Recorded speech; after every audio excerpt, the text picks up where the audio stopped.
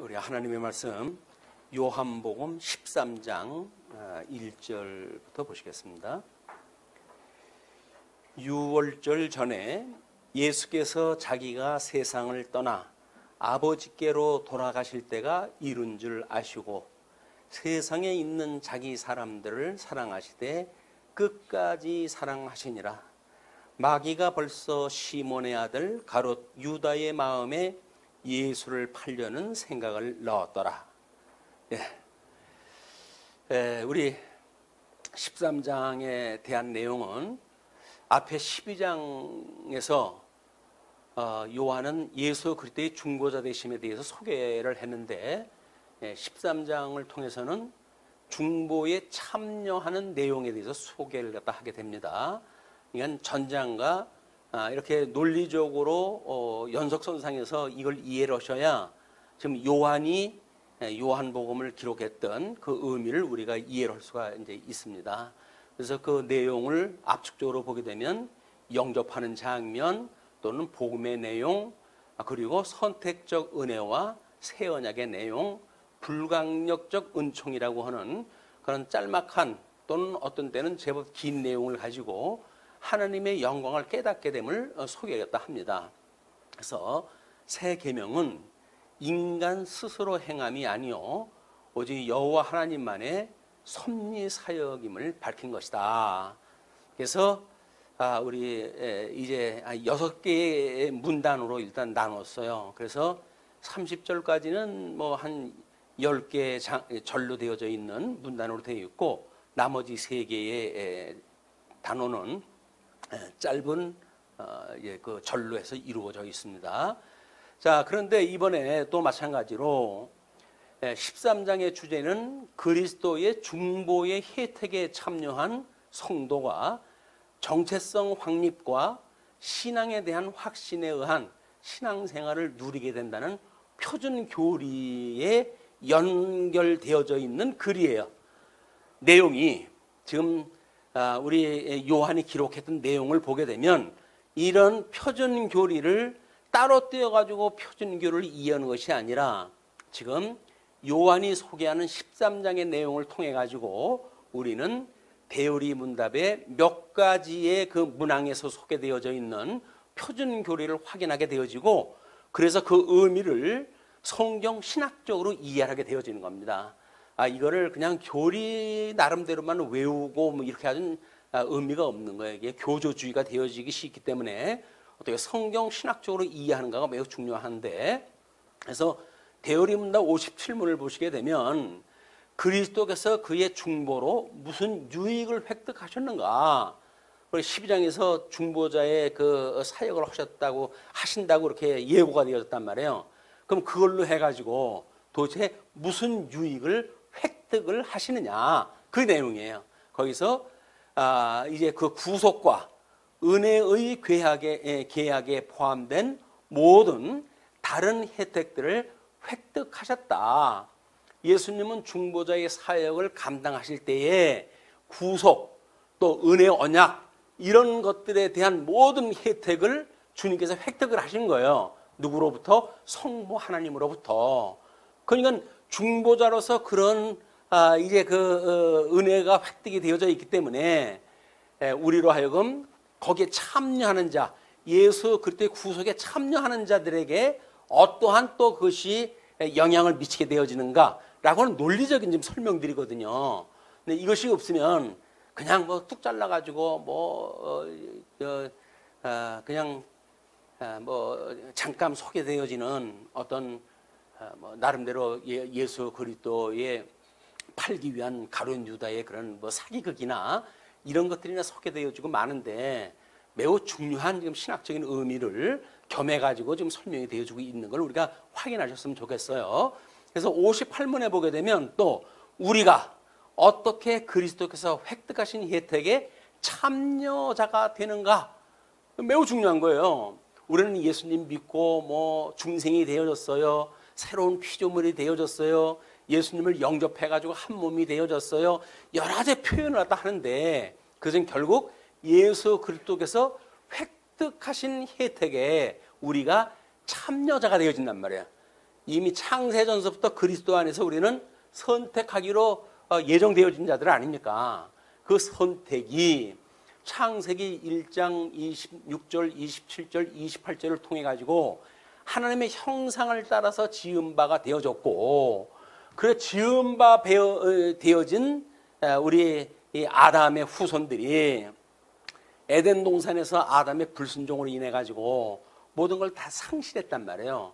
상실했기 때문에 그걸 회복을 갖다 해 가셔야 되는데, 먼저 중보자이신 예수님을 통해서 회복을 하시고, 예수 그리스도 안에서 선택하기로 예정되어진 자들은 예수님과 이제 연합돼 가지고 그 은혜에 참여되어지는 걸 통해 가지고 이루어가는 걸 소개를 갖다 하는데, 그것을 우리에게 적용하는 것, 우리가 이제 뭐 말씀을 들으면 말씀을 적용한다 뭐 이런 표현을 많이 쓰잖아요. 말씀을 우리에게 적용하는 일들인데, 이는 특별히 성령 하나님의 사역이다. 인간이 행하는 게 아니라 하나님이 하신다는 거예요, 이게. 그래서 독생자를 보내주셔가지고 우리를 위해서 대속의 사역을 하게 하시고, 그리고 보혜사 성령을 보내주셔가지고 여전히 그걸 우리에게 인을 쳐서 믿음의 사람으로 하나님이 만들어 가시는 구속 전반에 대한 이야기란 말이에요. 여기서 뭐 인간이 이래 되고 저러고 이야기를 하게 되면 그거는 대전제로 이렇게 절대 주권자의 구속 사역이라고 하는 큰 흐름 속에서 그걸 깨달은 성도들이 어떻게 기쁘고 즐거운 마음으로 자원해가지고 그 일을 하는가에 대한 문제지, 그게 우선되는 게 아니란 말이에요. 우리가 성경을 잘못 이해하게 되면 인본주의라고 하는 생각으로 접근이 되어지고, 하나님의 말씀을 정상적으로 깨닫게 되어지게 되면 신본주의적인 입장으로 우리가 이해를 하게 돼요. 인본주의라는 건 뭐예요? 인간이 본의가 되어져 가지고 모든 만사가 이루어진다는 거 아닙니까? 근데 그렇지 않다는 거예요. 왜냐하면 우리 하나님께서 모든 일을 갖다 해가시고 하나님의 영광을 계시하시고 해서 창조하시고 지금 섭리하시는 거 아니겠어요? 그러면 성경을 통해가지고 하나님이 그 일을 갖다 하시는군요, 이렇게 해가지고 그걸 깨달아야 되는데, 1차적으로 그렇게 했을 때 우리 예수님 안에 우리가 선택이 되어졌고 그분으로 말미암아 은혜를 깨닫고 살아가는 성도들이니까 주님께서 저를 이렇게 막무가내 같은 또 막장 드라마에 나오는 아주 나쁜 그 인간인데, 하나님께서 우리를 불쌍히 여기셔가지고 우리 예수 그때 구속을 통해 가지고 은혜를 깨닫게 하시고, 그리고 은혜를 깨달았으니까 하나님의 기뻐하시는 뜻을 따라 살고자 하는 기쁜 마음을 주신다는 거예요. 그게 자원하는 거예요. 기쁘고 즐거운 마음으로 참여되어지는 거예요. 억지로 하는 거 아닙니다. 누구의 강요에 의해서 되는 것도 아니에요. 그냥 우리가 잘못 오해를 하게 되면 강대상에서 설교를 갖다 하고 목사의 설교를 개인 성도들이 적용한다고 하는 식으로 이해를 하는데, 그건 적용이 아니에요. 강제로 목사가 시키는 거지. 목사가 시키니까 또 안 할 수도 없잖아요. 그냥 하는 척 해야 돼. 막 기쁘고 즐거운 마음도 없어. 근데 해야 돼. 그러니까 짜증이 나는 거예요. 힘도 없고 능력도 없는데 하라고 그러니까. 근데 우리는 하나님을 깨닫게 되어지게 되면 천지를 지으시고 만사를 섭리하시는, 온 만사를 구비하셨던 하나님께서 여전히 우리의 모든 환경도 섭리를 갖다 하시는 분 아닙니까? 그분께서 우리들한테 깨달음을 주어가지고 우리 마음의 변화를 불러일으켜서 꾀를 부리고 싫은 일만 골라 하던 우리들이 그것이 아니라 하나님 기뻐하시는 뜻이 무엇인가를 분별하게 해서 기쁘고 즐거운 마음으로 참여하게 되어지는, 그게 소위 적용이라는 겁니다. 적용을 내가 갖다 붙이는 게 적용이 아니에요. 하나님을 깨닫고 그걸 믿어줘서 믿음으로 사는 것, 그게 적용이란 말이에요. 이런 그 교리적인 원리 맥락에서 우리가 같이 갖다 해야 본문을 이해할 수가 있게 되어집니다. 자, 그러면 그 이하의 문장은 연결선상에 있는 건데 한 번쯤은 참여를 갖다 이거 확인할 때 해 보셨으면 좋겠어요. 오늘 아침에 확인할 때 했더니 그래도 29분이 이 참조의 이 그림들을 전부 한번 보셨더라고요. 그러면 보시고자 하는 분들은 이미 예습이 되어져 있겠죠, 이거를. 그런데 아무 생각 없이 강론을 듣게 되어지게 되면 이것이 그렇게 쉬운 이야기들이 아닙니다. 그저 뭐 예수 믿으면 복 받아요, 예수 믿으면 건강합니다, 이런 이야기가 아니기 때문에 매우 이 요한복음 같은 경우는 더욱 품위에 대한 이야기 아닙니까? 중보자의 인성과 신성이라고 하는 도저히 이해하지 못할 일들이거든요. 그래서 초대교회 때로부터 제일 문제가 많았던 것이 바로 이거예요. 영지주의의 등장도 바로 이런 문제 때문에 일어난 거거든요. 교회사 2000년 동안에 변화된 게 아무것도 없어요.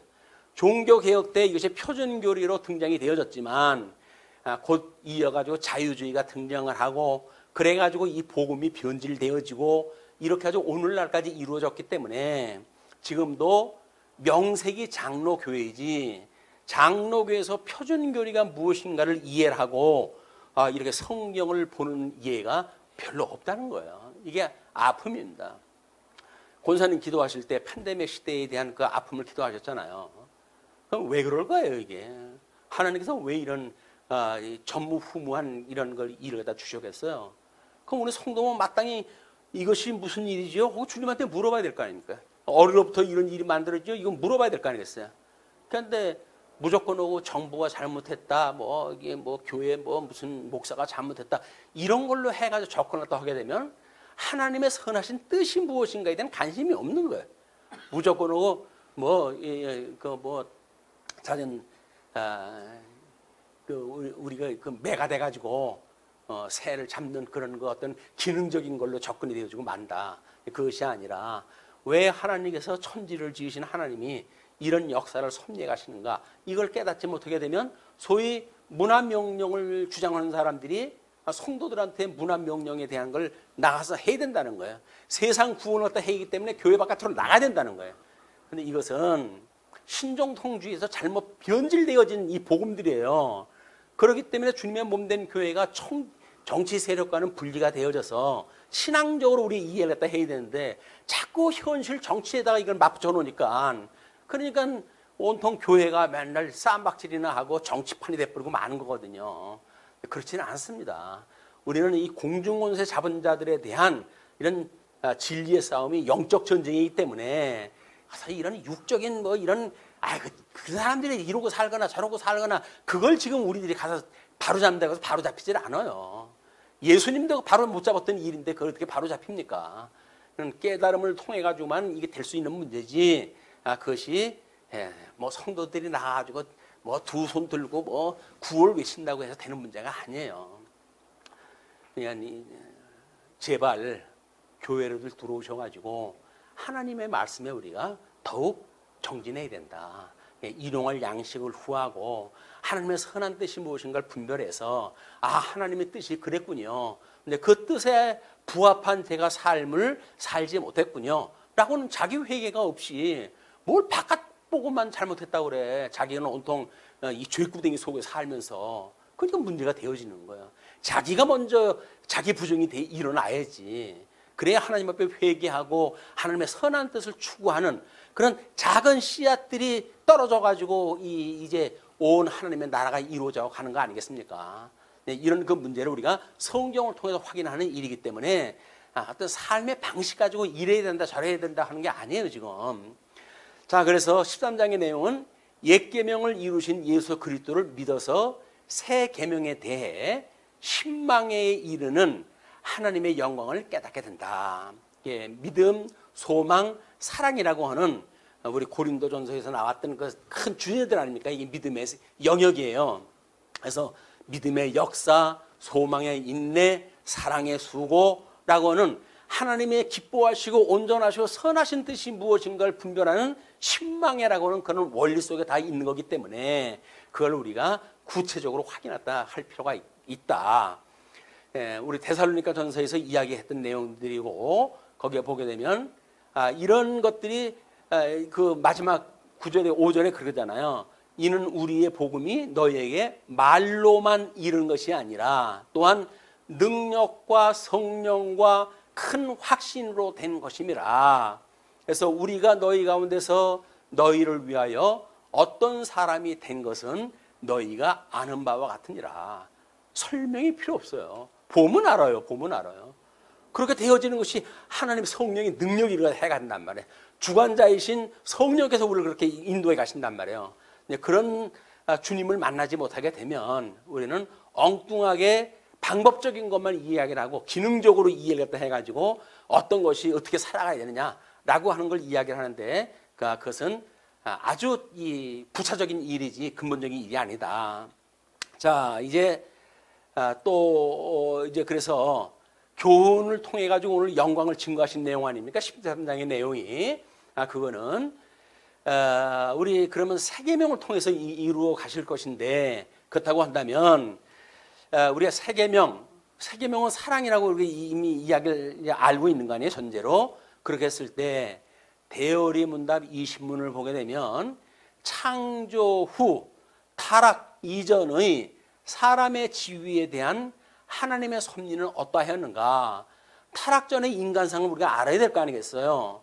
우리 에덴 이후에 범죄해가지고 그걸 상실했으니까 회복이 되어진다고 한다면 원형의 인간상을 알아야 될 거 아닙니까? 그렇기 때문에 20문에서는 이렇게 이야기를 하는 겁니다. 자, 사람을 낙원에 두시고 그로 하여금 낙원을 가꾸게 하셔서 땅의 과실을 마음대로 먹게 하시고 다른 피조물을 사람의 통치하에 두시고 그를 돕기 위해 배필과 결혼도 하게 하셨다.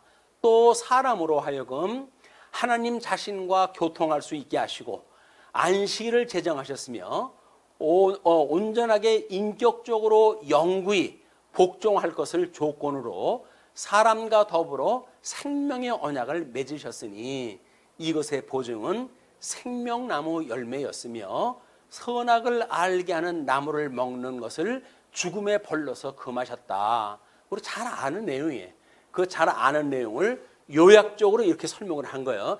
타락전의 소위 원인이라고 하는 이런 사람들을 우리가 어떻게 이해하는가? 새 계명으로 해서 우리가 예수 그리스도로 인해서 새 생명을 얻었고 새로운 피조물이 되어졌고 새로운 피조물이 새로운 삶을 살아간다고 한다면 어떤 원형의 삶을 추구하고 살아갈 것인가? 이렇게 타락전의 이런 모습으로 회복이 되어지겠죠. 그런 원리로 보시게 되면 그런 걸로 해서 이제 아마 영접의 예라든가 십자가의 도라든가 하나님의 주권의 문제라든가 언약자손의 골인하는 사건이라든가 새 언약에 대한 내용이라든가 불가항력적 은총이라고 하는 그런 맥락으로 이게 지금 논리적으로 전개가 되어져 있는 겁니다. 전장도 마찬가지로 장으로 연결되어져 있을 뿐만 아니라 13장이라고 하는 그 장도 이런 논리를 따라가지고 좀 이 요한이 기록으로 하고 있단 말이에요. 그걸 여기 뚝 잘라서 설명하고 저기 뚝 잘라서 설명을 하게 되면 말씀의 힘을 잃어버려요. 왜? 한 가정이 가지고 자꾸 이 얘기하고 저 얘기를 하니까 이렇게 논리를 통해 가지고 하나님의 선하신 뜻이 무엇인가를 분별하게 됐을 때 우리는 성령의 충만함, 지혜 이런 것도 우리가 깨닫게 되어진다. 이렇게 이해를 하시고 일단 첫 번째 이야기는 1절부터 11절까지의 내용인데 만찬석상에서 제자의 발을 씻기심으로 새 계명 이걸 우리가 실체적 도덕법의 순종의 법칙이라고 이렇게 어떤 의미를 제가 이제 설명을 해놨어요. 그래서 그거에 대해서 증거하는 내용이다. 영접의 예, 창세기나 히브리서의 이야기한 것에 새로운 변화된 모습을 소개를 하고 있는데 예수님은 당신 몸으로 제사 드릴 만큼 성도를 사랑하셨다. 그 사랑은 십자가의 죽으심으로 끝나는 게 아니에요. 부활 승천에서 여전히 하나님 보좌 우편에서 대주제로 중보자로 주님께 보내주셨던 성도를 위해 가지고 끊임없이 중보기도라도 하실 뿐만 아니라 다시 이 땅에 오시는 그날까지 성도를 붙들고 하나님께서 보내주신 자 어떤 자도 우리 주님께서 포기하지 아니하시고 끝까지 견인을 갖다 하셔서 하나님의 온전한 모습을 닮아가게 하나님께서 하신다는 이야기입니다. 끝까지 사랑한다는 이야기는 우리 어디까지 끝이 어디가 끝이라고 이제 보면 되겠어요? 그냥 단어로 해가지고 끝까지예요.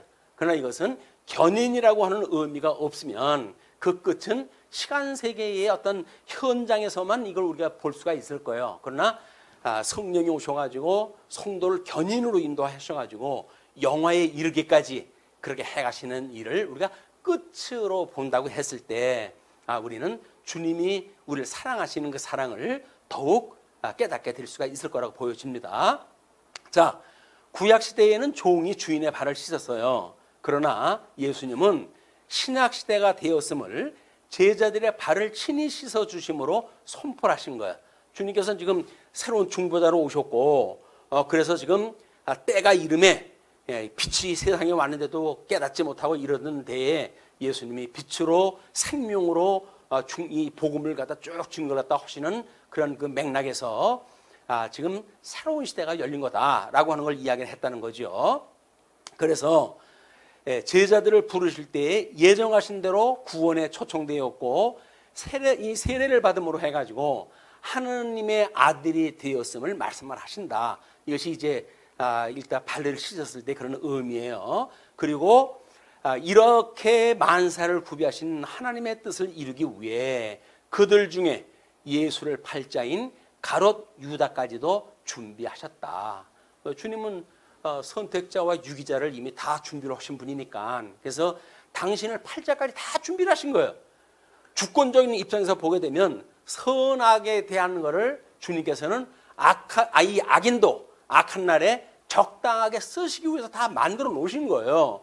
그를 성도들한테 그렇게 삶은 하나님이 마음이 아프지 않습니까? 이런 식으로 이야기를 하게 되면 나쁜 사람은 나쁜 일을 통해 가지고 하나님 영광을 드러내는 일인데 자꾸 그걸 다 그러지 말라고 그러면 그게 하나님의 뜻을 왜곡시키는 일이란 말이야. 북쪽 이스라엘과 남쪽 유다가 분국이 됐어요. 자, 남쪽 유다가 북쪽 이스라엘 추격을 해갑니다. 그런데 주님께서 뭐라 그래요? 따라하지 마라. 그 일은 나로부터 말미암은 일이거든. 그냥 따라하지 말라는 거예요. 아니, 나라가 쪼개졌는데 그게 하나님께로부터 말미암았다고 하는 건 우리가 어떻게 이해를 해야 됩니까? 예수님은 지금 십자가에 돌아가셔야 되는데 이것이 하나님께로부터 말미암은 일이라는 거예요. 그래야 우리는 거기서 하나님의 영광을 보지. 그러니까 인간들이 생각을 하는 상대적 선과 악이라는 개념을 이해를 하게 되면 하나님의 영광을 볼 수가 없어요. 겨우 세대가리 같은 인간의 그런 두뇌의 기능을 가지고 우리는 하나님을 만들어 간다. 자기식의 신을 만들어 가는 일이에요. 그것이 인본주의적인 신학이라는 거예요. 자, 그래서 우리가 이제 너희도 남의 발을 씻겨주라는 그 말씀을 세족식을 가지라는 그런 이야기가 아니잖아요. 어버이날이나 이럴 때 또는 부부의 날이나 이럴 때 평생 아내를 갖다 구박하다가 무슨 교육 프로그램에 의해 가지고 아내의 발 한번 씻겨주게 되면 모든 죄가 다 씻어집니까? 이런 쇼를 하라고 지금 주님께서 이걸 명령하신 게 아니란 말이에요. 근데 인간들은 면죄부를 받고 싶잖아요. 근데 그 짓이라도 하면 그래도 내가 아내의 발을 씻겨준 사람이야 라고 해야 돼. 평생 그거 울고 먹고 살 인생들이거든요. 이런 어떤 교의적인 것, 교리주의적인 것, 이런 것들은 성도들을 그냥 평면적 인간을 만들어버리고 말아요.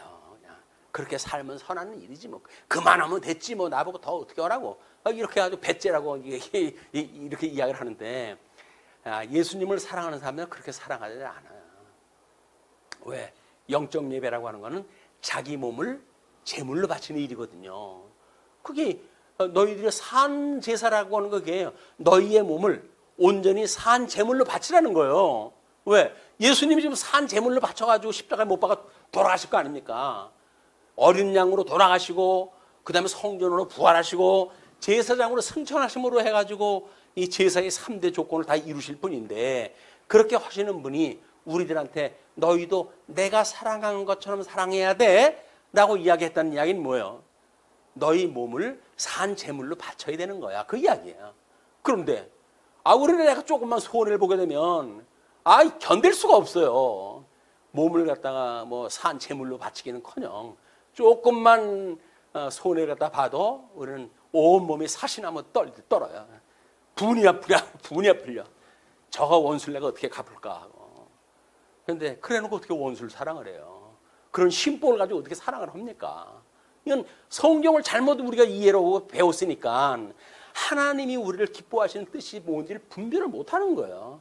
그 세상 방식에서 조금 차등을 둬가지고 저 사람보다 내가 그래도 낫지 상대적으로 평가를 받음으로 해가지고 이게 사랑입니까? 아닌 거예요. 본질은 똑같습니다, 인간이. 그런 인간인 걸 우리가 깨닫고, 그럼에도 불구하고 우리 사랑하셨던 주님, 그 주님에 대한 은혜의 감격을 끊임없이 기억하는 일이에요. 그게 이제 우리의 발을 씻겨주는 일로 소개가 되어지는 겁니다. 자, 그러면 뭐 이제 성경 구절도 나와져 있고 대어리 문답도 소개가 되어져 있고 뭐 이렇게 되어져 있는데, 그런 그 이야기를 본문을 통해 가지고 한번 보십시다.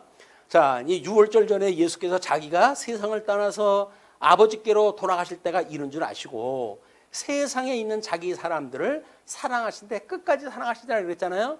자, 그러면 예수님이 어디서 오셨어요? 마가복음 공부할 때 우리가 예수님의 신분을 세 가지로 소개를 했어요. 하나는 선제의 신분, 하나는 비하의 신분, 하나의 승계의 신분이에요. 원래는 부요로우신 하나님의 자리에 계셨던 분이에요. 그 분이 아버지께로부터 지금 이 땅으로 오셨잖아요. 비하의 신분으로 오셨단 말이에요. 그리고 이제 때가 됐음으로 해가지고 아버지께로 가실 길을 알았어요. 그래가지고 가신다는 이야기는, 아버지께로 가신다는 이야기는 결국 뭐예요? 그게 길이에요, 길. 아버지께로 왔다가 아버지께로 가는 것이 그게 길이라니까요. 아니, 그게 도라니까, 그게. 내가 그 길이요, 진리요, 생명이라고 했던 그 이야기는 내가 아버지께로 왔지, 이제 그 사역 다 하면 아버지께로 다시 간다. 그리고 너를 여기서 못했던 거 성령 보내주셔서 다 할 거야. 라고 하니 그게 하나님의 도리라니까요. 하나님이 하시는 도예요. 진리요, 생명의 그 원리가 거기에 있는 거란 말이에요. 그렇기 때문에 지금 그렇게 사랑하실 때 끝까지 사랑하시니라, 그 이야기는 성령을 보내주셔가지고 우리의 그 중보의 사역을 다 감당하실 것까지 이야기를 하시는 것이 끝까지 사랑하신다는 이야기다. 마귀가 벌써 시몬의 아들 가롯 유다의 마음에 예수를 팔려는 생각을 넣었더라. 3년 동안 예수님하고 같이 다녔던 사람이거든요. 근데 이 친구가 돈깨를 맡았던 친구예요. 지금 보면 연복깨 맡고 있는 사람이나 마찬가지예요. 거기서 가끔가다 삐얼치고 하는 그런 그 인간이에요. 근데 생색을 우리 옥합 깨뜨렸던 마리아를 보고 뭐라 그래요? 그걸 팔아줘, 가난한 자한테 주지, 그걸 쓸데없이 왜 그렇게 하냐. 그래야지 예수님한테 책망을 받았던 일이거든요. 자, 저녁 먹는 중 예수는 아버지께서 모든 것을 자기 손에 맡기신 것과 또 자기가 하나님께로부터 오셨다가 하나님께로 돌아가실 것을 아시고, 자기가 길이니까 길 자신을 아신 거예요. 그리고 저녁 잡수시던 자리에서 일어나 겉옷을 벗고 수건을 가져다가 허리에 두르시고, 이에 뭐 그거는 하인이 섬기는 자세를 취한 겁니다. 뭐 겉옷은 뭐고 뭐 이런 거를 설명하는 부수적인 그 설명을 하려게 되면 본연의 그 원리를 우리가 놓쳐요. 그래서 이에 대야에 물을 떠서 제자들의 발을 씻으시고 그 두르신 수건으로 닦기를 시작하여 시몬 베드로에게 이르시니 베드로가 이르되 주여, 주께서 내 발을 씻으시나이까. 아주 혈기 왕성했던 베드로야. 예수께서 대답하여 이르시되 내가 하는 것을 내가 지금도 알지 못하나 이후에는 알리라 라고 이해를 해요.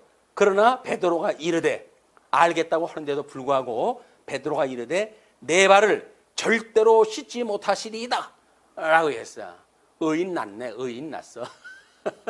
그게 이야기를 하니까 예수께서 대답하시되 내가 너를 씻어주지 아니하면 내가 나와 상관이 없느니라. 매우 중요한 신학적 의미예요. 자, 우리는 예수 그리스도로 말미암아 함께 죽고 함께 살아났어요. 그리고 세례 받았다고 이야기를 하는 거예요. 그리고 끊임없이 우리 주님 앞에 회개하고, 그리고 시험에 들게 말아달라고 그러고 악에서 구원해달라고 기도를 했다 합니다. 그걸 우리가 성화의 과정이라고 이야기를 했어요. 그러면 지금 세속식에 대한 거는 이 베드로한테 이야기할 때 세례라는 걸 이야기를 하고, 발 씻는 그 문제는 목욕 혼자한테는 이제 그게 필요가 없다. 세례가 필요 없다. 세례 받은 자들은 목욕이 필요 없다. 발만 씻으면 된다. 이렇게 이야기를 했잖아요. 우리가 발만 씻는다는 이야기는 성화의 과정을 통해서 끊임없이 하나님의 용서함을 기억하고 살아가는 일이란 말이에요. 그게 성화의 과정이라고 했어요. 그럼 그 성화의 과정이 누구가 예수님이 뭐라고 그래요? 베드로한테 너 이런 거 안 하면 나하고 아무 상관없어. 그 이야기예요. 우리가 예수님을 믿고 구원을 받았어요. 그걸 우리가 기독론적 구원론자들하고 이렇게 이야기를 해요. 교회론적까지 가가지고 이 성도로서의 우리가 예수님을 구원주로 봐야 되는데 예수님 지상사역으로만 통해가지고 구원이 다 이루었다라고 주장하는 자들, 이런 자들은 예수님이 저한테 발 씻겨줄 필요 없어요. 그 이야기예요. 이 나한테 세례 줬으면 됐지. 뭐 발까지 씻겨주려고 그럽니까? 베드로와 같은 사람들이란 말이에요. 그러나 우리는 뭐라 그래요? 우리는 온전케 하시는 예수를 끊임없이 바라보는 거예요. 그분을 말미암지 않고는 온전할 수가 없는 거예요. 작은 죄가 됐든 큰 죄가 됐든 끊임없이 주님 앞에 제가 이렇게 죄로 살아갑니다. 죄를 용서해 주세요. 시험에 들게 하지 말아주세요. 악에서 구해 주세요. 라고 해야죠. 자기 자복을 하는 일들에, 회개하는 일들에 그게 그렇게 했을 때 주님하고 상관이 있는 거지. 그게 필요 없다고 베드로처럼 절대 필요 없어요 라고 하는 이야기는 뭐예요?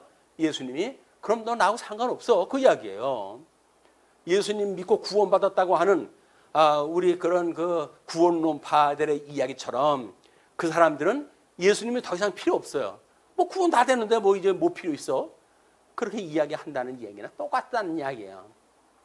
얼마나 신학적으로 왜곡되어진 겁니까? 그런데도 그것처럼 신나는 거 없잖아요. 이미 구원받았다. 이제는 뭐 내가 구원받았는데 뭐 죄 좀 신다고 해서 뭐 문제 있겠어? 라고 하는 이 오만방자한 이런 그 일들이야말로 우리 성령님이 끝까지 사랑하시는 사랑에 누락된 자들인 거예요. 우리 어떻게 이기는 자의 반열에 들어설 것인가?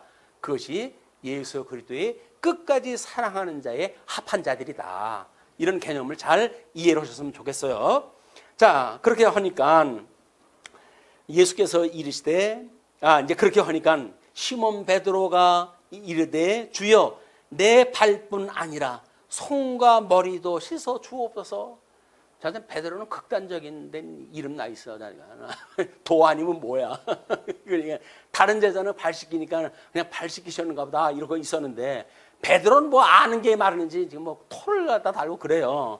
그냥 상관이 없다 그러니까 내 발뿐만 아니라 손과 머리도 씻어달라고 그렇게 이야기를 해요. 예수께서 이르시되 이미 목욕한 자는 발밖에 씻을 필요가 없느니라 라고 그러죠. 예수 그리스도로 말미암아 대속의 은혜를 받은 자들은 성령이 오신 이후로는 성령으로 인하여 용서함을 받는다고 하는 깨달음의 역사 이런 걸로 인해 가지고 우리가 온전한 길로 가게 되어진다 그 이야기예요. 온몸이 깨끗하니라 너희가 깨끗하나 다는 아니니라. 예수 그리스도로 말미암아 구원받았어요. 이 제자들은. 그러나 그 중에 가룟 유다는 같이 세례받는 자리도 있었고 그렇지만은 그것이 다는 깨끗하지 않다. 그런 이야기를 해요. 이는 자기를 팔 자가 누구인지 아심이라. 그러므로 다는 깨끗하지 아니하다 하시니라. 성도가 깨끗하다 깨끗하지 않다는 이야기는 뭐예요? 예수님으로 말미암아 의의 옷을 입었느냐 의의 옷을 입지 않았느냐 이거의 차이지 행실이 이러쿵저러쿵이 아니란 말이에요. 그냥 우리가 끊임없이 복음에는 하나님의 의가 나타나서 복음으로 복음에 이루는 줄 알게 하나니 오직 의인은 믿음으로 살리라 함과 같다라고 이야기를 하지 않습니까? 그것이 하나님의 의로 칭함을 받은 성도들의 기쁨이란 말이에요. 그 기쁨을 아는 사람들은 끊임없이 칭의로 인하여서 주님께서 해주시는 은혜를 알기 때문에 온전케 하시는 주님을 바라보면서 나머지 인생을 살아가게 되어진다. 자, 이제 그렇게 이제 읽게 되어지면 거기에 이제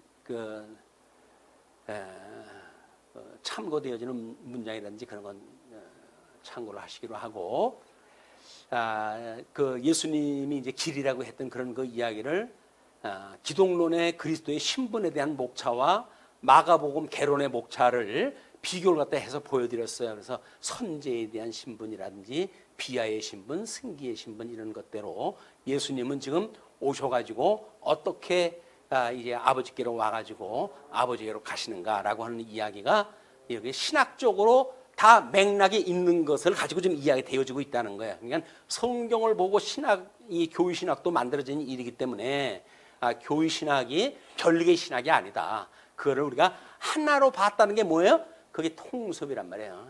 하나로 본 거. 요즘 대체적으로 해가지고 메타를 사람들이 매우 좋아해요.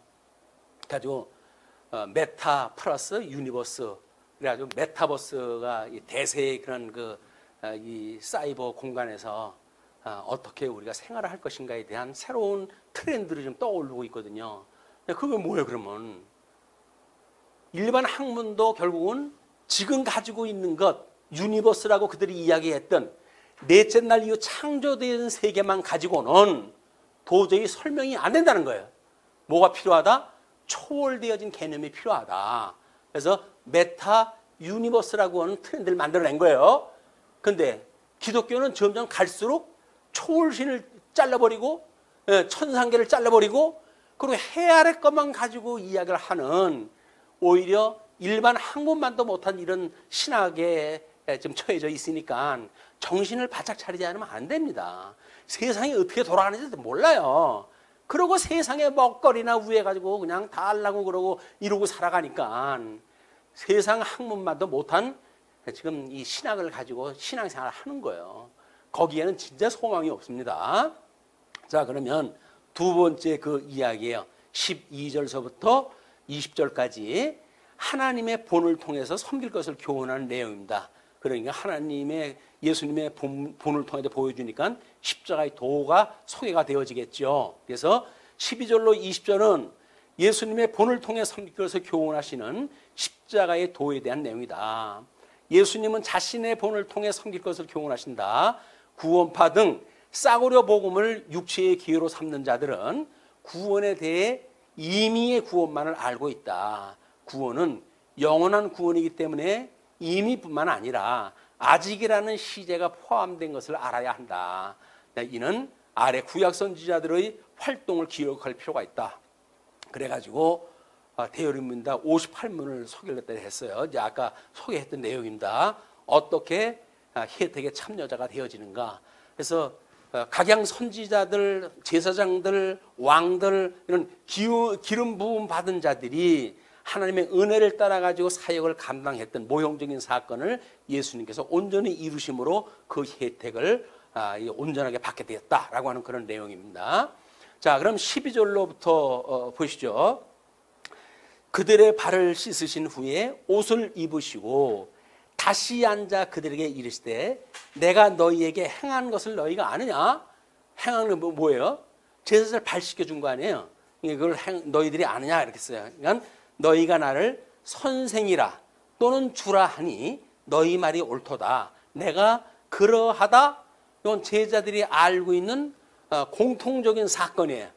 이렇게 뭔가 제자들이 알고 있는 내용들, 팩트, 역사적인 사실, 그걸 갖다 이야기를 하면서 그건 너희들이 생각하는데 옳다고 이야기해요.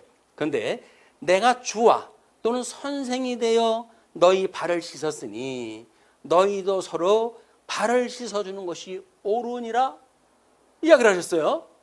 자, 그럼 우리 앞에서부터 이야기를 했지만 너희들도 서로 발을 씻어주는 것이 뭐겠어요? 대야에 물 떠놓고 발 씻어주는 거예요?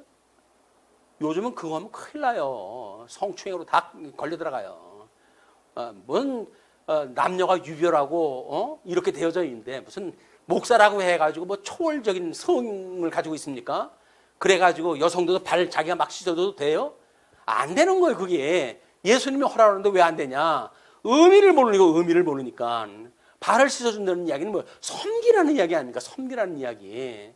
섬김이 뭔지도 모르고 발을 씻겨준다. 그게 섬김이겠어요? 이런 코막고 답답한 일들이 그냥 이 교회 그냥 이게 생활이에요. 교회 삶의 문제. 자, 그러니까 이제 15절 내가 너희에게 행한 것 같이 너희도 행하게 하여 본을 보였노라.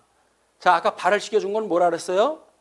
성화 과정에서 끊임없이 끝까지 사랑하심에 대한 이치라고 그랬어요. 십자가에 못 박아 죽으시는 것, 세례, 요한의 세례를 통해 가지고 보여줬던 내용은 모형을 통해 가지고 당신이 받을 실체적인 세례를 설명을 했잖아요. 그러니까 그 세례 받은 사람들은 이제 목욕이 필요 없다 이렇게 설명을 했어요. 그러니까 이제는 발만 씻으면 된다고 이렇게 이야기를 했잖아요. 그 발 씻는 일이 끊임없이 계속 되어져야 되는 거니까 너희들도 섬겨야 된다. 너희 지체들의 발을 피차 씻어줘라. 그 얘기는 뭐예요? 사랑하는 이야기예요. 사랑하는 이야기. 섬기라는 이야기예요.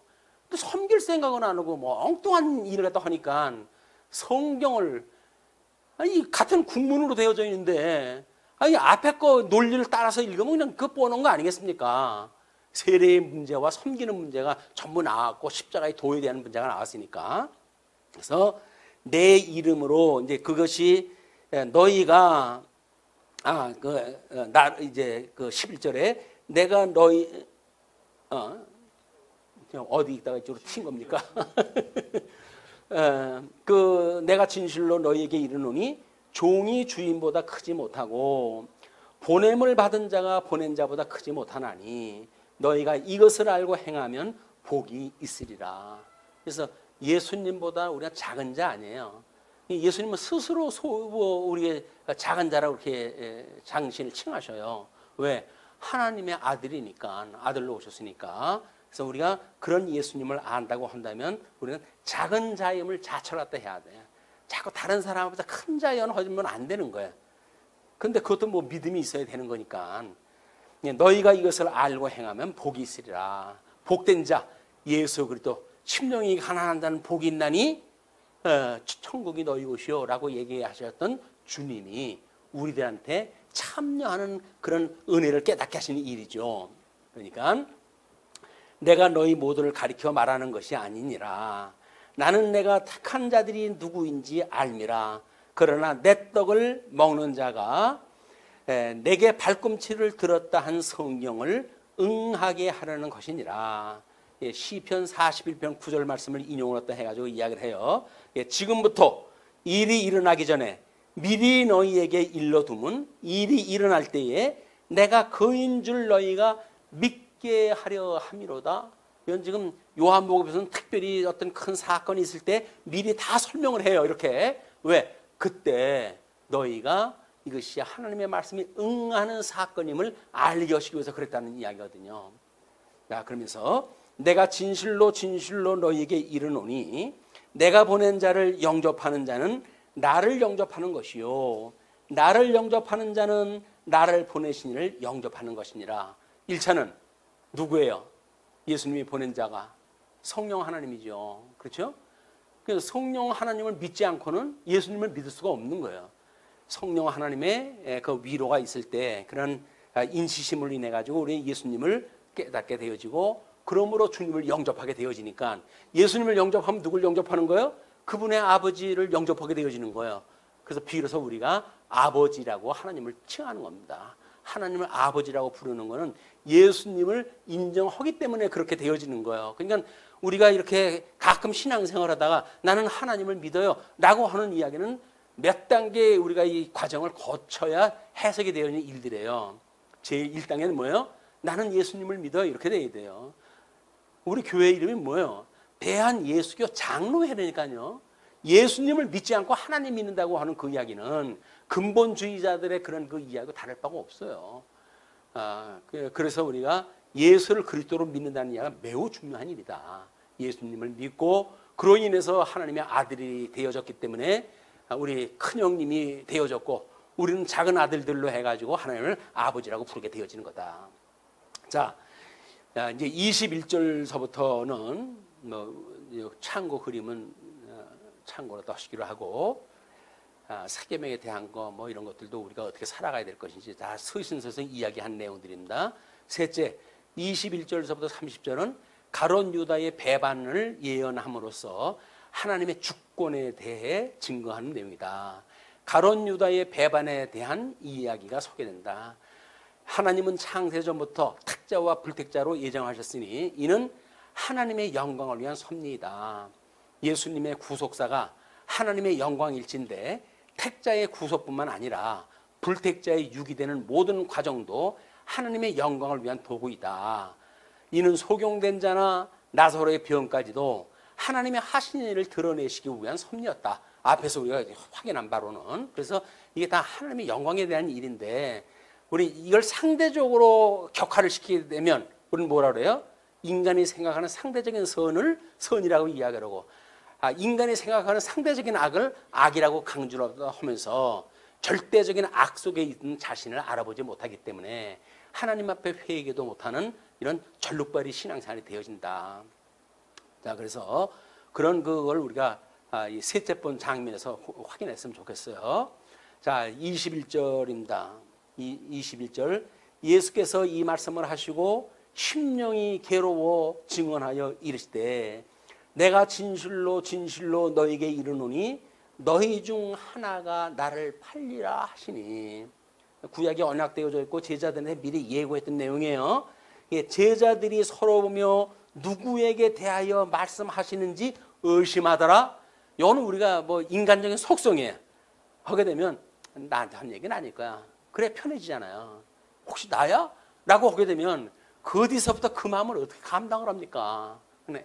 우리는 애초에 그런 부정적인 얘기를 들으면 내 얘기는 아니야. 뭘 해가지고 지나가야 심사가 편할 거 아니겠어요. 그건 어쩔 수 없는 면죄부를 받고 싶어도 인간의 속성이기 때문에 그런 겁니다. 그렇게 의심을 갖다 했어요. 자, 예수의 제자 중 하나 곧 그가 사랑하시는 자가 예수의 품에 의지하여 누웠는지라. 그게 바로 심령의 평안을 누리는 자세입니다. 예수님 품에 안겼다는 이야기는 이건 역사적이고 현실적인 팩트의 사건이에요. 그럼 우리 신령한 의미로 한다면 우리는 어디에 지금 있다는 거예요? 예수 그리스도 안에서 안식을 누리는 상태. 그렇게 했을 때 예수님 품에 있는 거예요. 그게 피난처에 대한 그런 이야기, 안전한 포구에 대한 이야기, 여러 가지로 찬송가의 그런 구절로도 설명이 되어지는 것처럼 예수님을 믿음으로 해가지고 우리가 의의 옷을 입음으로 해가지고 누리는 심령의 평강, 이것이 바로 안식에 우리가 거하는 겁니다. 그것이. 그래서 이제 그렇게 했으니 품에 의지하여 누웠는지라 시몬 베드로가 머리짓을 하여 말하되 말씀하신 자가 누구인지 말하라 하니. 베드로는 아직도 꼰대 기능이 있어요. 왜? 지금 그 요한은 어린 그 요한은 막내 뻘 아니에요. 그렇기 때문에 머리짓 한번 탁 해가지고 뭐라는 거야? 사인 보내는 거야. 아니 지는 입이 없어, 코가 없어. 주님한테 직접 물어보면 되지. 그럼 뭘? 예. 베드로 왜 주님께서는 이렇게 설명을 해가실까요? 그 뒤에 베드로의 못된 걸 지적하시기 위해서 지금 초석을 깔아 놓으시는 거예요, 주님께서. 그러니까 시몬 베드로가 그렇게 머리짓을 갖다 해가지고 말하니까 그가 예수의 가슴에 그대로 의지하여 말하되 주여 누구니까? 대신 물어주잖아요. 주여 누구시니까? 우리가 주님한테 직접 물어봐야 돼요. 그게 기도예요, 기도. 주님의 선한 뜻이 무엇입니까? 세상이 이렇게 돌아가는데 제가 이렇게 이런 걸로 고민이 떨어져 있는데 하나님의 기뻐하시는 뜻이 무엇인가요? 하나님의 온전한 뜻이라고 한다면 이것이 기뻐해야 될 텐데 쟤는 왜 이렇게 가슴이 답답하고 그럽니까? 이게 하나님한테 물어봐야 되는 거예요. 근데 우리는 하나님께서는 우리한테 좋은 것만 주시는 거니까 내가 좋은 걸 주시는 하나님으로 오해를 했다 해가지고 우리는 오해되어지는 하나님을 믿게 되어지는 겁니다. 자, 예수께서 대답하시되 내가 떡 한 조각을 적셔다 주는 자가 그니라 하시고 곧 그 한 조각을 적셔서 가롯 시몬의 아들 유다에게 주시니. 이거는 물어봤던 요한한테만 대답을 했을까요? 아니면 다른 제자한테 다 이야기했을까요? 다 듣는데 다 같은 자리에 있었는데 다 알아들었겠죠. 그 이야기 중에는 뭐가 있어요? 인서가 나한테 물어보면 아니 꼽냐? 책망 기운이 있는 거야, 거기 이미. 책망 기운이. 그러니까 조각을 받은 후 곧 사탄이 그 속에 들어간지라.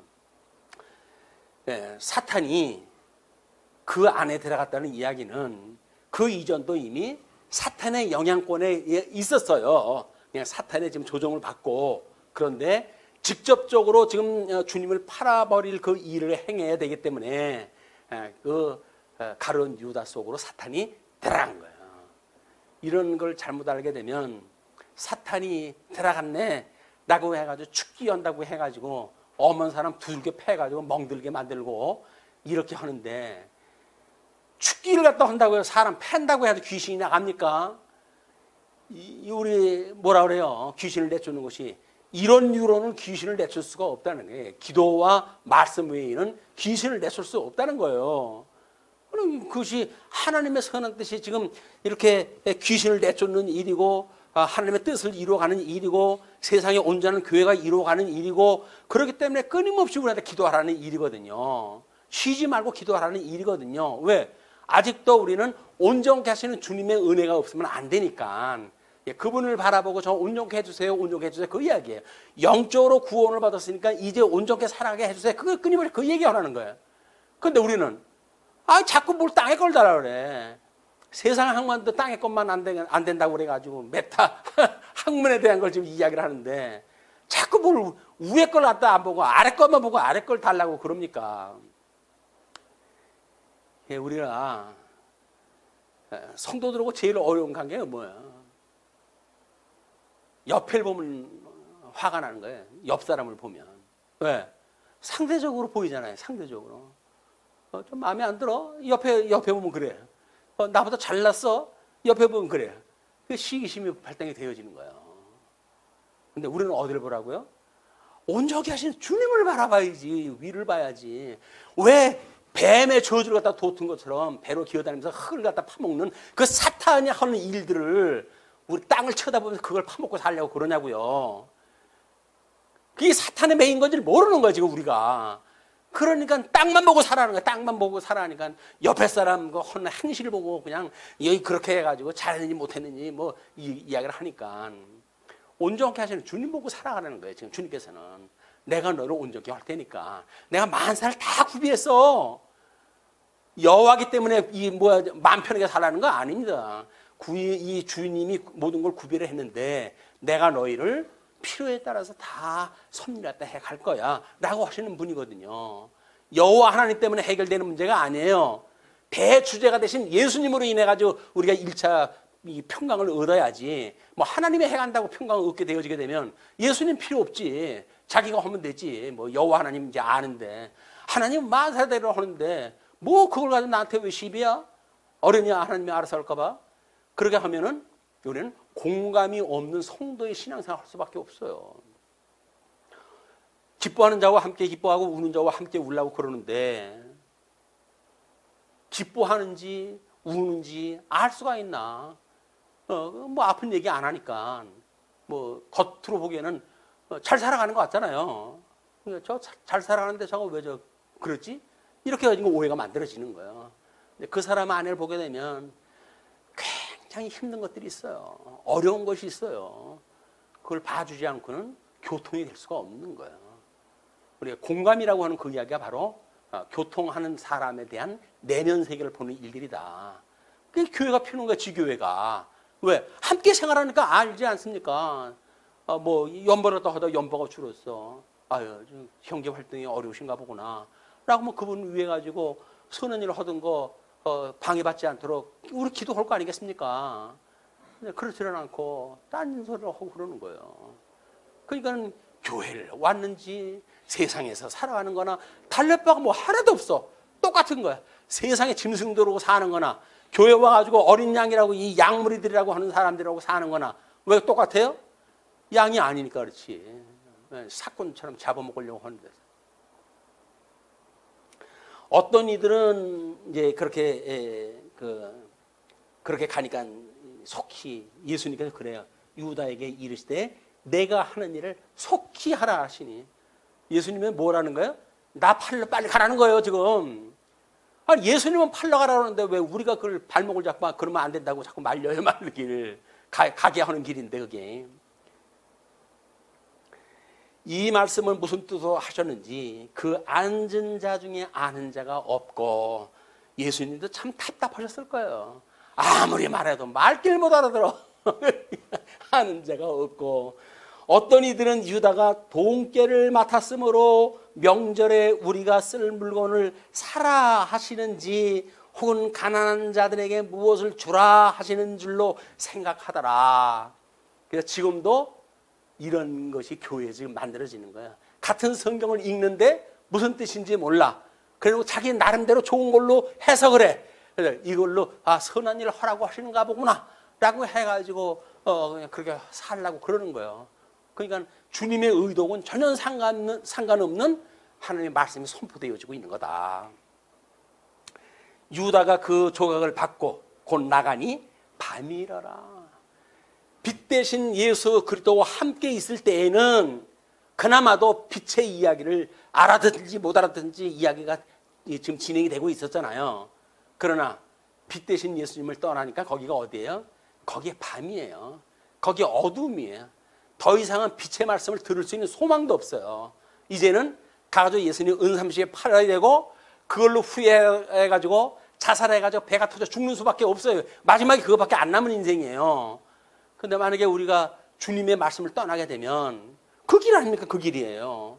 그러니까 끊임없이 일용할 양식을 달라고 기도를 하는 거예요. 일용할 양식을 주시옵소서. 우리 빛 대신 예수님 떠나게 되면 아무것도 아닙니다. 우리 일용할 양식을 구하는 일들이 필요한 것이다. 세계명에 대한 이야기가 이제 소개가 되어집니다.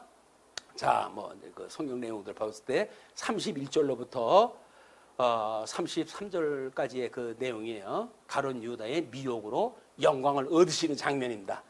그가 나간 후에 예수께서 이르시되 지금 인자가 영광을 받았고 귀신 들어가가지고 나가는데 그 일로 인해 가지고 예수님께서 지금 인자가 영광을 받았고 하나님도 인자로 말미암아 영광을 받으셨다. 그러면 지금 가룟 유다가 예수님 파는 일은 뭐예요? 하나님 영광을 위하여 하는 거예요. 자, 우리는 그 참고 그림을 보게 되면 양무리들 그리스도를 믿는 사람들이 나중에 우편에 있는 양무리에 있을 것이고 왼편 염소무리에 있을 사람들이 적그리스도들과 함께 있을 자들 아닙니까? 이런 자들이. 그러니까는 양무리에 있는 자들은 하나님이 기뻐하고 즐겁고 온전하신 뜻을 따라서 찬양을 했다 하는가 하면 이제 왼쪽에 있는 염사들은 떨리고 두려운 마음으로 찬양을 하고 살아가는 거예요. 왜 떨리질 않겠어요? 성경을 들으면 지옥 간다고 하는 얘기는 있는데 이러다 내가 지옥 가는 거 아닌가? 그런 게 떨리는 마음이 왜 없겠어요? 그런 마음 가지고 세상을 살아가는 거예요. 예수 믿지 않은 사람들은 마찬가지죠. 내가 이러려고 평생을 살아왔나? 얼마나 그것이 자괴감이 듭니까? 평생 가족을 위해서 일을 갖다 했는데 이제 자기 필요가 없어지니까 자식들도 자기 취급을 안 해줘. 그럼 내가 이거 어떻게 살아가야 되냐? 그래가지고 이제는 가족이고 뭐고 필요 없다. 나를 위해서 오직 내가 이제 남은 세월 살 거야라고 해가지고 요트를 사가지고 세상 여행을 떠나는 그런 사람이 있을 수밖에 없는 거예요. 왜?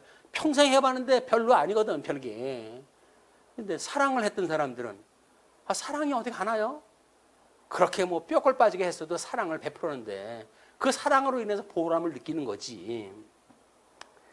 자, 그러니까 만일 하나님이 그로 말미암아 영광을 받으셨으면 하나님도 자기로 말미암아 그에게 영광을 주시리니 곧 주시리라.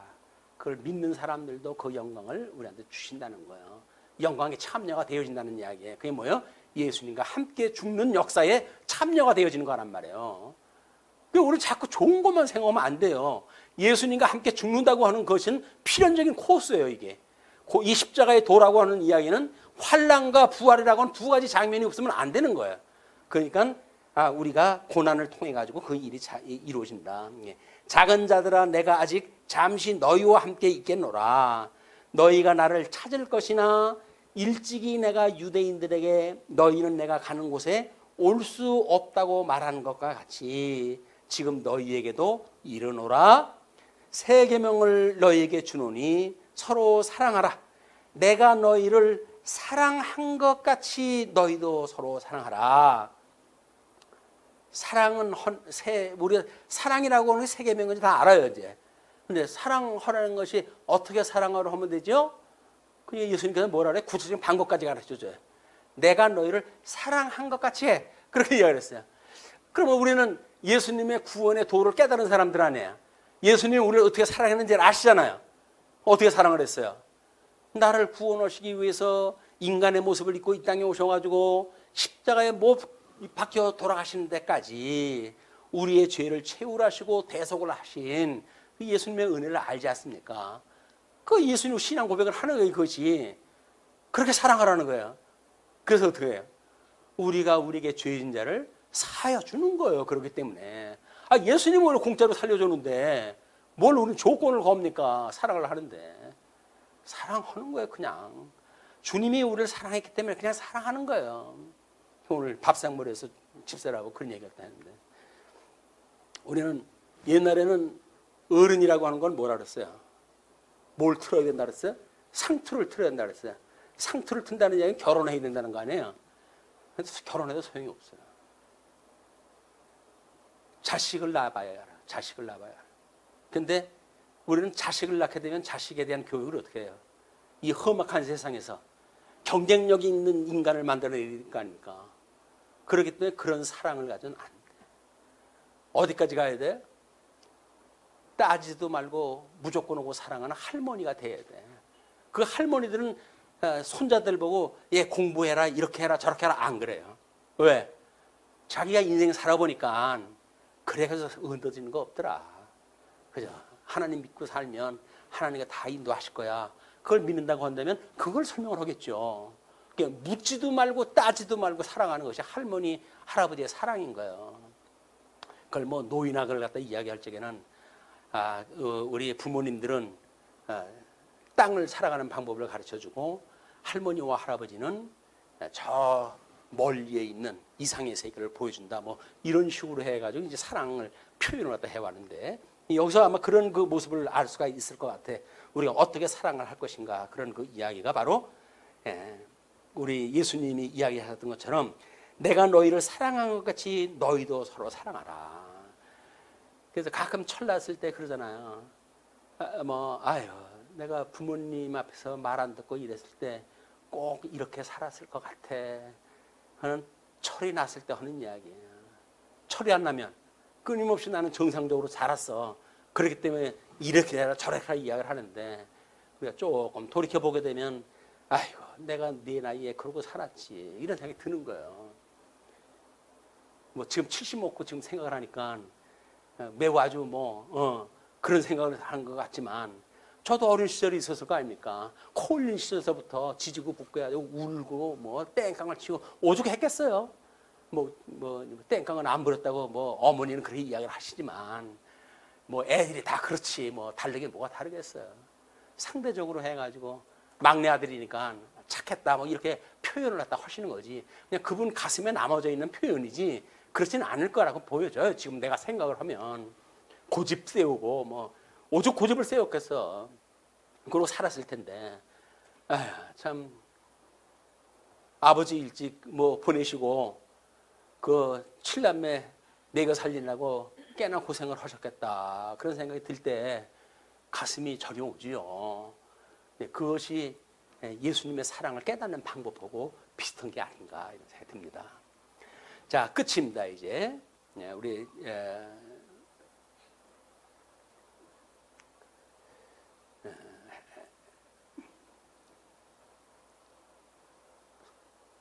가룟 유다의 미혹으로 영광을 얻으시는 것 설명을 또 했고 신성을 가지신 예수님에 대한 사랑에 대한 이야기 했어요. 그대로 34절로 35절 새 언약에 대한 이야기예요. 사랑하라는 세 계명을 주시는 새 언약에 관한 내용이다.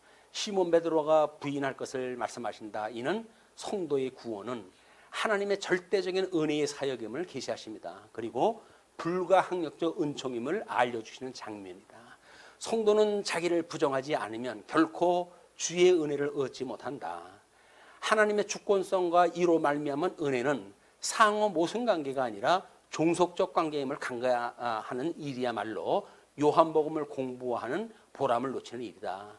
내재와 초월의 관계를 수평 관계로 인식하는 것은 신지식에 대한 오론으로부터 말미암는다.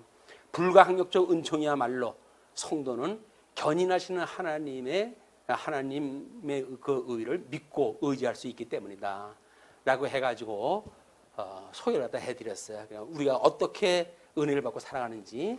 시몬 베드로가 이르되 주여 어디로 가시나이까? 예수께서 대답하시되 내가 가는 곳에 내가 지금은 따라올 수 없으나 후에는 따라오리라. 앞에서 바로 설명을 했어요.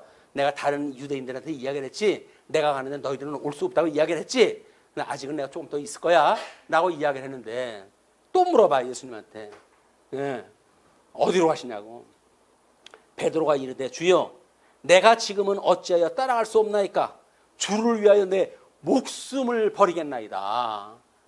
아까 너희들 손 씻고 그렇게 발 씻는 문제까지도 내가 상관이 없으면 너희들은 나하고 상관없는 아이들이야 라고 이야기했다 했건만 나서가지고 내 목숨을 버리겠다고 의협심을 갖다 내보이고 그러는 거예요. 예수께서 대답하시되 내가 나를 위하여 내 목숨을 버리겠느냐? 내가 진실로 진실로 내게 이르노니 닭 울기 전에 내가 3번 나를 부인하리라. 목숨을 바쳐 꿈깨 라는 이야기예요. 우리가 주를 위해 가지고 이러기도 저러기도 한다고요. 꿈깨십시오. 주님께서 은혜를 주어서 우리로 하여금 그것이 보람된 주님의 일로 믿어졌을 때 감당해가는 일들이고 주님 주신 은사의 실현이지, 불가항력적 은총을 모르고 마땅히 그러해야 되기 때문에 그런다 라고는 이 교조주의적인 발상을 가지고 신앙생활을 하는 게 아니에요. 은혜요, 은혜. 나한테 고집센 사람한테 어떻게 하나님께서 이런 과정을 주셨습니까? 라고는 깨닫게 하시는 과정으로 이해를 하지 않으면 우리는 곧 목을 곧게 세울 수밖에 없고, 그걸로 인해서 우리는 많은 사람 앞에 오해를 불러일으킬 수밖에 없다. 이런 은혜의 말씀 우리가 깨닫고 한 주간도 은혜의 장원 앞에 우리가 살아왔으면 좋겠어요. 예수께서 말씀하시듯이 누구든지 나를 따르려거든 자기를 부인하고 자기 십자가를 지고 나를 따를 것이니라. 여전히 주님께서 이 주종의 그런 장면들 이런 걸 우리가 제대로 이해하는 것이 필요하다. 평면적으로 이해하게 되면 하나님의 이 복잡한 말씀을 이해할 수가 없습니다. 자, 기도하시죠. 자비로우신 하나님 아버지, 은혜를 감사합니다. 여전히 빛 가운데 저희를 인도하셔서 생명의 말씀으로 인도하시고 우리의 귀를 열어 생명의 말씀을 듣게 하시고 눈을 열어 생명의 역사를 보게 하시는 하나님 아버지 감사합니다. 우리의 마음을 열어 우리의 회개의 마음을 주시고 그러므로 온전케 하시는 예수 그들을 바라보는 이런 심령으로 살아갈 수 있도록 인도하시는 하나님 아버지 감사하고 감사합니다. 세상이 너무나 사악한 세상에 살고 있어서 우리는 때로는 이러면 될까 저러면 될까 노심초사 하는 일들이 많습니다. 그러나 온 우주 만물이 하나님의 영광을 위하여 섭리되어지고 있음을 깨닫게 하시고 그로 말미암아 우리 하나님의 오직 영광을 위하여 살아가는 지혜와 명철을 허락하여 주시기를 소원합니다. 오직 일용할 양식을 구하게 하시고 그리고 아버지의 뜻이 하늘에서 이루어졌던 것 같이 이 땅에서 이루어지기만을 구하는 성도의 지혜로운 성도의 기도가 될 수 있도록 주님 늘 함께하여 주시옵소서. 주님, 우리를 떠나시게 되면 우리는 손가락 하나 움직일 수 없는 이런 그 무익한 종들입니다. 주님께서 우리를 위하여 십자가에 못 박아 돌아가셨사오니 여전히 대주제가 되신 주님께서 성령을 보내주셨사오니 그 성령의 감화 감동을 받게 하시고 그런 은총을 인하여서 우리 하나님 앞에 선한 일을 분별하게 하시고 그리고 죽도록 충성하는 이런 선한 청지기의 사명을 감당하는 충직한 종으로 삼아 주시옵소서. 아버지 하나님, 우리가 하는 일이 세상에 대단한 일을 하는 것도 아닙니다. 오직 우리 예수를 그리스도로 믿고 하나님의 하시는 일을 범사에 인정하고 그러므로 우리에게 맡겨준 작은 일일지라도 그걸 기쁘고 즐거운 마음으로 감당하는 일이 이 시대에 마땅히 우리들이 해야 될 일이라고 보여집니다. 우리 주님께서 우리를 향하신 기뻐하시는 뜻을 분별하게 하시고 그 뜻을 따라 우리 힘들고 어려운 시절이지만 여전히 기쁘고 즐거운 마음으로 감당할 수 있도록 주님 인도하여 주시옵소서. 이 때를 위하여 말씀운동 성교회를 세워주셨고 이 일을 인하여 가르치는 일로 기도하는 일로 연보하는 일로 섬기는 일로 우리에게 주셨사오니 그 일 감당할 수 있도록 주님 붙들어 주시옵소서. 선한 일 하다가 결코 방해받지 않도록 주님께서 늘 붙드시고 인도하여 주시옵소서. 주께서 오른손을 붙드시오니 우리의 그 길이 가다가도 결코 돌에 걸려도 넘어지지 아니함을 고백합니다. 주께서 우리를 지켜주시옵소서. 흩어져 있는 한 주 동안도 은혜의 장정원에 저희들 두시옵기를 비옵고 우리를 구원하신 우리 주 예수 그리스도의 이름으로 기도하옵나이다. 아멘.